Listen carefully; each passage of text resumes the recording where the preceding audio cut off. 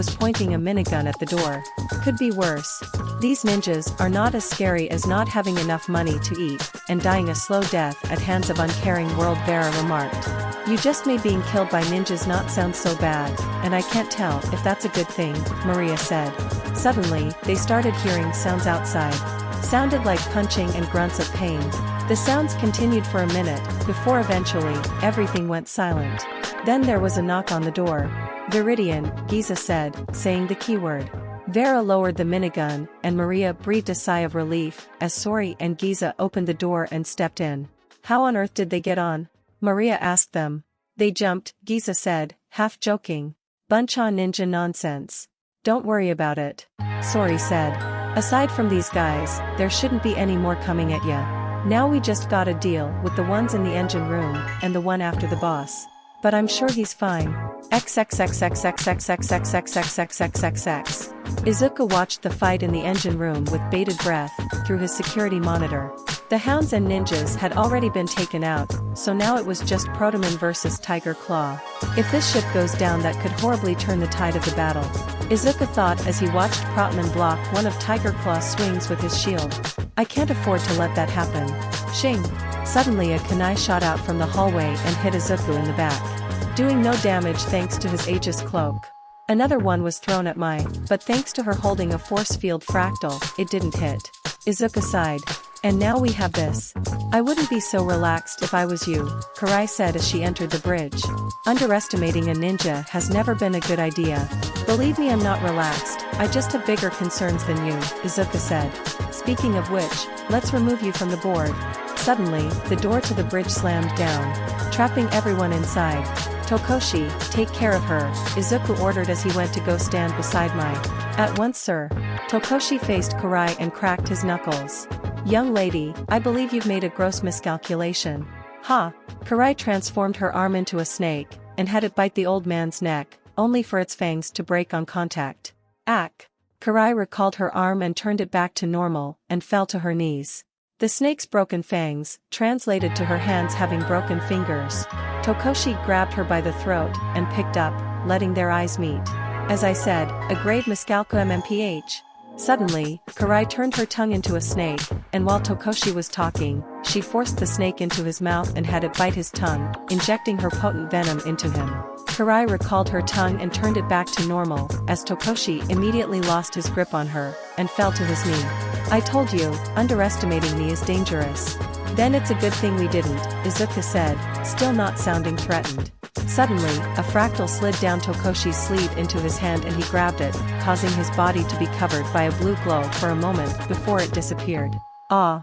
Tokoshi gave a sigh of relief, as he stood back up, no worse for wear. What? Karai shouted out in shock as she jumped back. That fractal is great for removing toxins and other harmful things from the body, Izuku explained. Did you forget you already paid a visit here? We knew about your quirk already. So naturally we took precautions against it. Why do you think I was so confident as to lock you in a room with us? Shit! Karai swore as she took out her sword, knowing damn well it was useless here. Tokoshi charged forward and attempted to hit Karai with a flurry of blows, but Karai easily dodged all of them.